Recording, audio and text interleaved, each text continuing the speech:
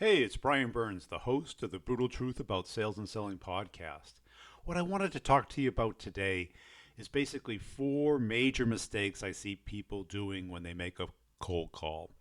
Now, some people believe in cold calling, other people don't. It all depends on your market, your clients, and you, how good you are at it. But a lot of us just make classic mistakes, and I look at these other videos on YouTube, and they're all promoting all of these mistakes. And what you have to do in cold calling is put yourself in the position of the person you're calling, not as a sleazy salesperson, boiler room, flashy, polished person who's trying to blow up their ego to have the bravery to make a cold call. I do is I put a picture of a client or I bring up their LinkedIn profile on my computer screen so I can see their face and pretend that I'm talking to them because I am talking to them. So you can put a person associated with that voice on the other end of the phone. So the mistake number one is don't be boring. We have to record our voice, listen to our voice, and see how other people could possibly interpret it. Because it's not so much what you say as how you say it. So you have to say it with excitement, enthusiasm, and believe in it. You have to have the impression or the belief that you have a secret that you want to share with them to make their life and job better. Not just be reading off of a script, because a robot can do it, and a robot could probably do it better than you reading off a script. The second mistake is no matter what you hear on YouTube or by sales trainers, don't be a sleazeball.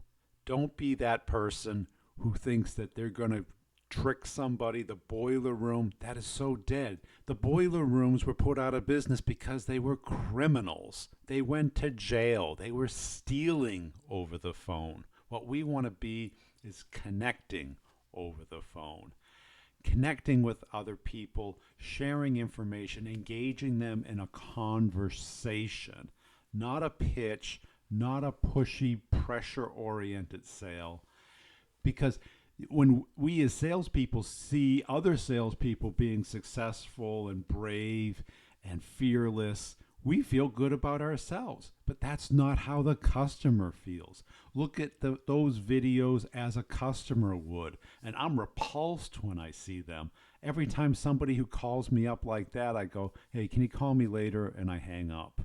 Or I'm really busy right now. Can you get back to me? And I hang up. The people who put up with those people aren't good people, aren't people of value, aren't people who are going to buy from you anyway. And what you often hear is the push off or the brush off, and basically, don't call me is what they're really saying. Let's reschedule to Thursday after never, is really what they have in mind. So the sleazy approach and the pressure approach and the polished approach that you see from Wolf of Wall Street and Boiler Room and the other sleazeballs that are on YouTube, those people, check out first, have they ever really sold? Have they sold anything other than their ability to sell? This recursive bullshit that they've been publishing for years. Check on LinkedIn. Have they ever sold? I've checked. They've never sold. They've never had a sales job.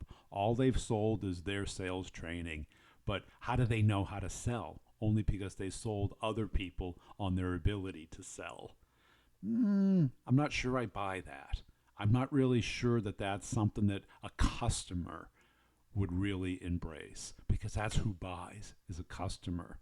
Being able to sell a VP of sales, that may be his customer, but is it their customer?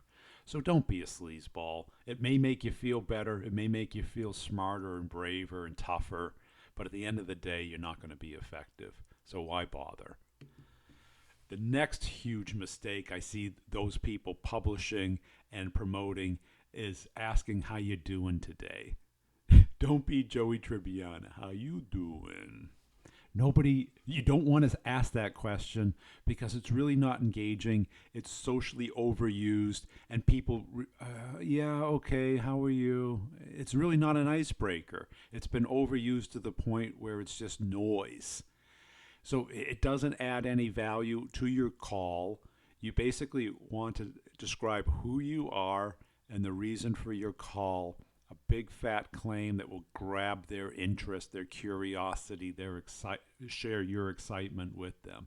Don't ask them how they're doing. It's a waste of time and it doesn't get anything accomplished. It is not rapport building. It used to be 50 years ago, but it just doesn't work anymore.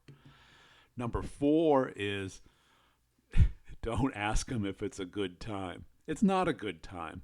When is it ever a good time to talk to a salesperson on the phone? It's only a good time when they're bringing you something, when they're adding value to you, when they're helping you out. That's it. Don't ask, is it a good time? It's not. You know why? Because you're inviting them to push you off. You're inviting them to say, can you give me a call later? Can you call me next Thursday?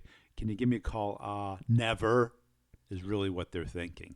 You've got to immediately get into a big fat claim that will find interest and curiosity and give 3 examples of what people are getting from what you're selling. I will do other videos on exactly what I've seen work, what's worked for me. Even it works today.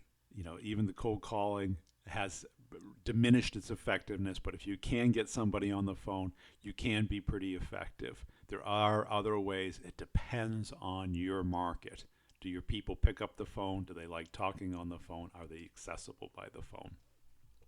If you found this video valuable, please like it and subscribe. If you'd like to hear more about the brutal truth about sales and selling, check it out on iTunes and Stitcher Radio. I publish twice a week, and I appreciate you watching this video.